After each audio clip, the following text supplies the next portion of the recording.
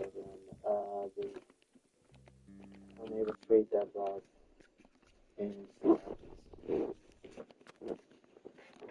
it is 7 minutes.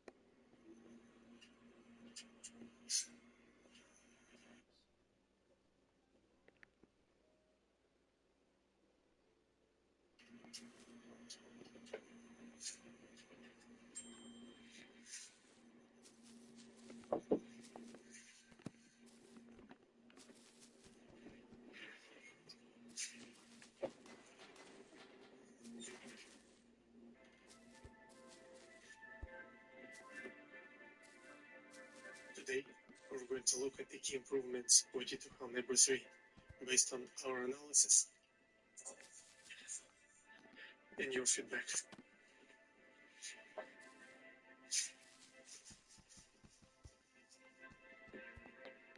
Love how wanky he is. I know. He actually does have style. I like him a lot, honestly.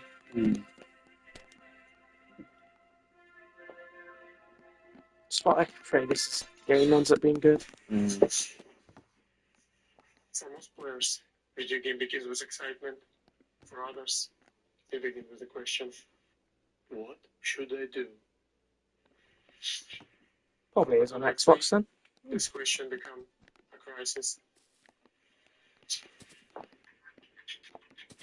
Within minutes, thousands abandoned the experience. Some never returned. Man, Freedom can be dangerous. When a game promises total choice, it risks offering none at all. Psychologists call it choice paralysis. Gamers call it uninstalling. But inside this modest development studio, I didn't believe they found the answer.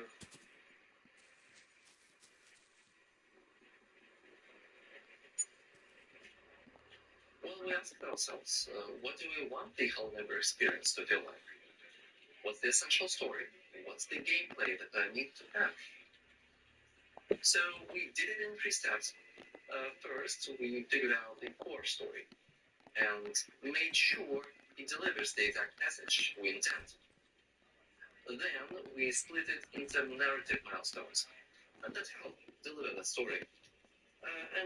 This, like the final step, we implemented an objective system on top of that.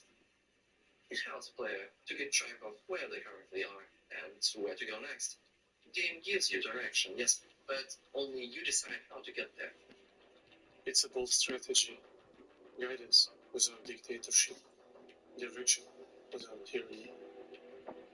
Now players have something they didn't before. Clarity. But not everyone is convinced. Yeah, I mean, it helps me not to get lost, so that's helpful, I guess. In the end, it was never about objectives.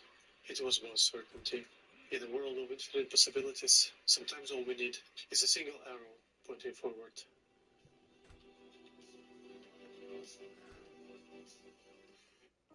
Does this look familiar? Still trying to complete Prototype 3 in one single session? Oh no, the beginning again. Missing one tiny detail and boom, starting from scratch with no progress. That was exhausting. Well, not anymore. Wait, are you telling me I don't have to speedrun to beat the game? That's exactly Thank what I'm fuck. telling you. How? Introducing gradual story progression.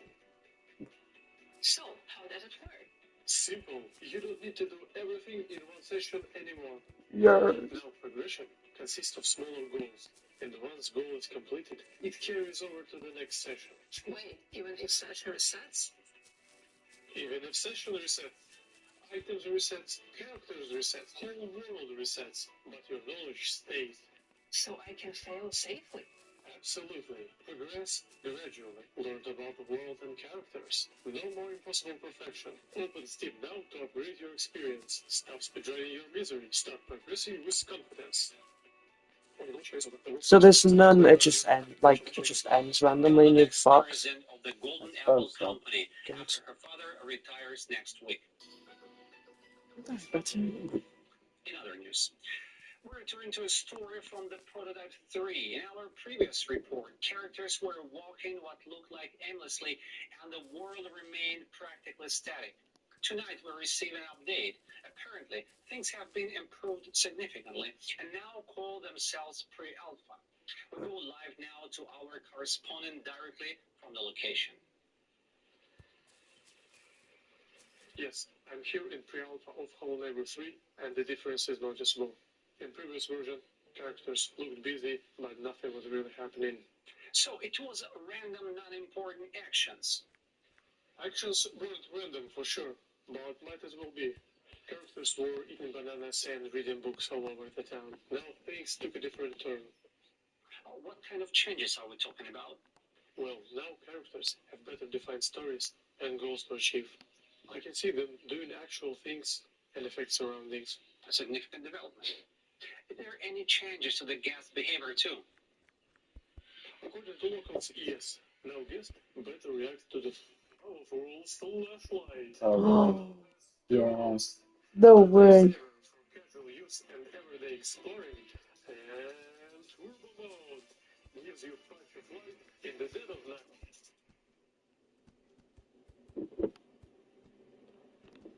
Yay, the two things I don't like about the previous version's not a problem now. Yeah.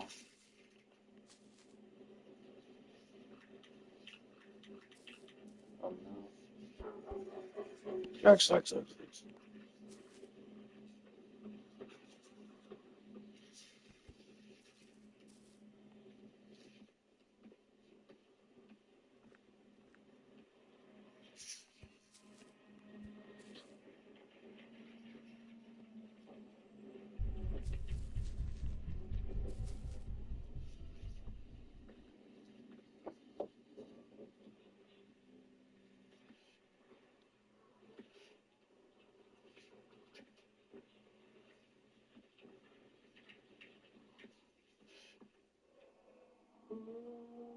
Oh.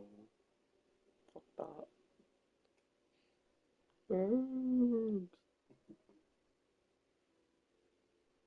Oh. Okay, that's those 7 minutes on by the way. Yeah.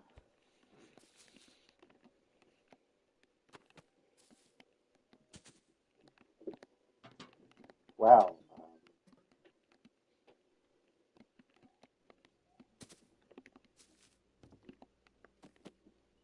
that was something.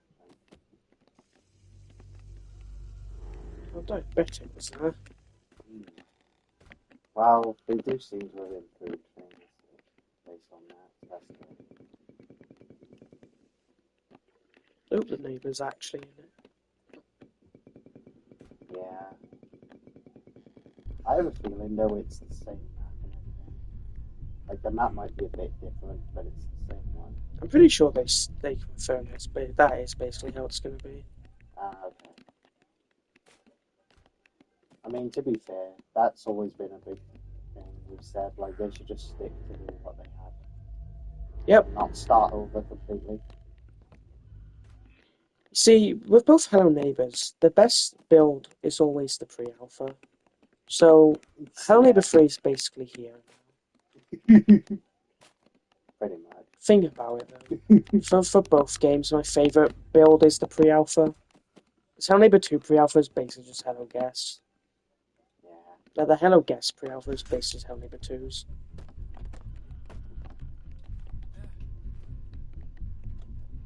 So yeah, this is usually where they peak. Yeah. At the pre-alpha. And then Alpha 1 will be mostly good, but not as good. Really bad. Well, fuck. So we're hitting the peak now, I guess. No. A wise Barney once said. So is it out now? It says, well, should be. I'm clicking on something and it says request access, so I don't know if we actually can. Oh. But the thing is, I don't know if we actually can anyways, because we're already able to play some of the versions, remember? So maybe it will. I think we're already like technically beta testers or whatever the fuck you want to call it. That's funny. Yeah, because I remember like a year ago or two, like I did like sign up to the Tiny Build. Hey, do you want to play test shit that we can release? Yeah, I remember. So the only way to know if we can actually play it is to just go on PC and check on Steam. If it says play, then we can. If it says request access, then we're just gonna have to wait until it's available to everyone.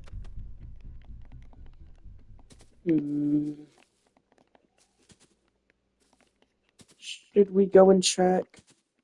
Because it'd be quite annoying if it says no. Yeah. It feels like at that point we might as well just do it anyway. But there's already a date for that. So, I don't know. Because if I check by now and we just immediately go on PS5, I'll probably still lose like 12, 15 minutes of time. And I'll just feel weird. Yeah, I feel really gay, so... like, badly.